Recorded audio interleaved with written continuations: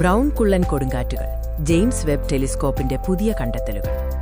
James Webb ബഹിരാകാശ ദൂരദർശിനി ഉപയോഗിച്ച് ബ്രൗൺ കുള്ളൻ ഗ്രഹങ്ങളിലെ പൊടിക്കാറ്റുകൾ എങ്ങനെ രൂപപ്പെടുന്നു എന്നതിന് പുതിയ ഉത്തരങ്ങൾ കണ്ടെത്തിയിരിക്കുന്നു. ബ്രൗൺ കുള്ളൻ, ബ്രൗൺ ഡ്വാർഫ്സ് എന്നാൽ എന്താണ്? ഇവ ഭീമാകാരമായ ഗ്രഹത്തേക്കാൾ വലുതും ചെറിയ നക്ഷത്രത്തേക്കാൾ പിണ്ഡം കുറഞ്ഞതുമായ ആകാശഗോളങ്ങളാണ്. അവയുടെ കേന്ദ്രത്തിൽ ഹൈഡ്രജൻ ഫ്യൂഷൻ നിലനിർത്താൻ ഇവയ്ക്ക് കഴിയില്ല. ചില ബ്രൗൺ കുള്ളൻ ഗ്രഹങ്ങൾക്ക് വ്യാഴത്തേക്കാൾ 10 മടങ്ങ് വരെ ഭാരമുണ്ട്.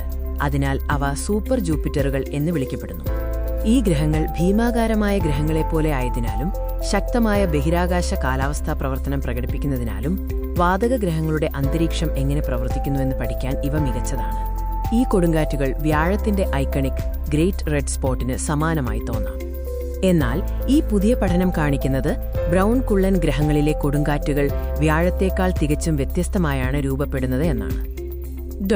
സ്റ്റാനിമർ മെച്ചേവിന്റെ അഭിപ്രായത്തിൽ ബ്രൗൺ കുള്ളൻ ഗ്രഹങ്ങൾ വ്യാഴത്തെപ്പോലെ ശക്തമായ കിഴക്ക് പടിഞ്ഞാറൻ വളയങ്ങളും സ്ഥിരതയുള്ള കൊടുങ്കാറ്റുകളും പിന്തുടരുന്നുവെന്ന് പൊതുവെ കരുതുന്നു. ഞങ്ങളുടെ ഗവേഷണം ആ ആശയത്തെ വെല്ലുവിളിക്കുന്നു. ഈ ലോകങ്ങൾ വ്യാഴത്തിന്റെ പാറ്റേൺ പിന്തുടരുന്നില്ലെന്ന് സൂചിപ്പിക്കുന്നു. ഏറ്റവും പുതിയ ഗവേഷണത്തിൽ പഠനം നടത്തിയ ബ്രൗൺ കുള്ളൻ ഗ്രഹമാണ് VHS 1256b.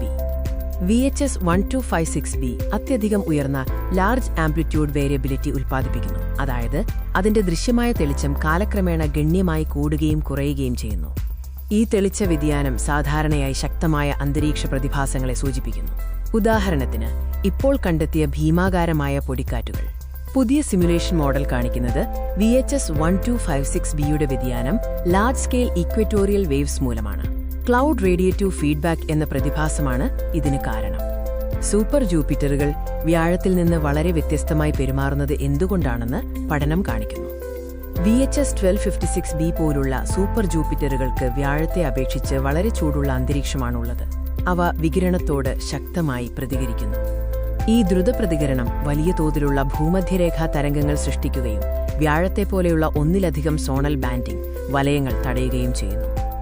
ഭീമാകാരമായ ഗ്രഹങ്ങളുടെ അന്തരീക്ഷ സംക്രമണത്തെക്കുറിച്ചുള്ള നമ്മുടെ അടിസ്ഥാനപരമായ ധാരണയെ പരിശോധിക്കാൻ ഈ പുതിയ തരംഗ ഡൈനാമിക്കൽ പ്രക്രിയകൾ ഒരു അദ്വിതീയ കാഴ്ചപ്പാട് നൽകുന്നു.